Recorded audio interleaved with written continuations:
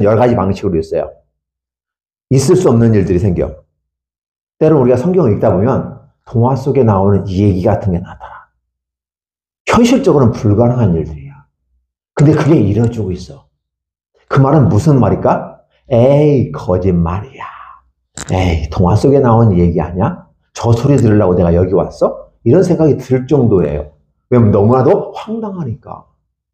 갑자기 자기 히스기야 왕을 둘러싸고 있는 군대 속에 그 하나님의 천사를 보내서 몇 명이 죽었어요? 선생님, 몇 명 죽었다고 했어요? 네. 거의 20만 가까이 사람들이 갑자기 하룻밤 사이에 죽어버렸어. 전염병이 돌았어? 아니야.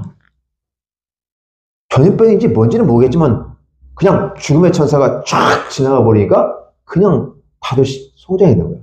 하루아침에 20만 명이 가까이 죽어버리니까 이게 뭐지? 지혜로운 사람은 뭐지? 한 대 얻어맞으니까 이거 뭐야? 아, 이거 뭐 잘못된 거구나. 가는 거야. 근데 문제는 뭐냐면 하나님이 예언해서 그냥 갔으면 그러려냐 생각했어. 근데 이사야 선지자를 통해서 얘기해 주는 거잖아. 걱정하지 마세요. 이 숫자 걱정하지 마세요. 그 땅덩어리 걱정하지 마세요. 저 군대 걱정하지 마세요. 하나님이 하시면 다 됩니다. 그런데 문제는 그 왕이 내일 떠납니다. 히스기야가 왜 떠나? 말이 안 되잖아요.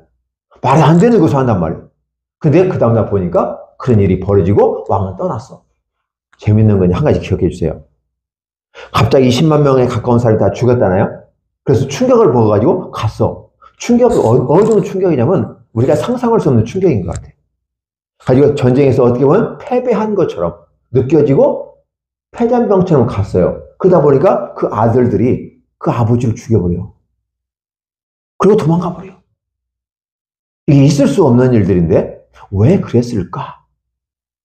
하나님이 함께 하시면 그렇게 지켜주시고 보호하세요. 그런데 문제는 뭐냐면 히스기야가 믿음이 좋아서 지켜졌다는 말도 있지만 더 중요한 것은 그들이 여호와 하나님을 모욕하고 욕되게 만들면서 하나님을 진짜로 얘기해야 되는데 진짜를 가짜로 얘기하고 가짜를 진짜로 얘기하면서 자신의 신이 위대한 것처럼 얘기하고 자신의 왕이 위대한 것처럼 얘기했어. 그래, 그렇다면 너의 왕이 위대하다면 과연 위대할까? 얼마만큼 초라한지를 내가 보여줄게. 그래서 20만 명 가까이 딱 죽이니까 쪼그라들어가지고, 그렇죠? 호랑이 같은 사람이 시라소니가 돼버리고 나중에 고양이 돼 가버리는 거야. 호랑이 같이 쫙 가니까 사람들이 무서워서 못 달라드는데 쭉 쪼그라들어가지고 가니까 어떻게 돼요? 그 아들들이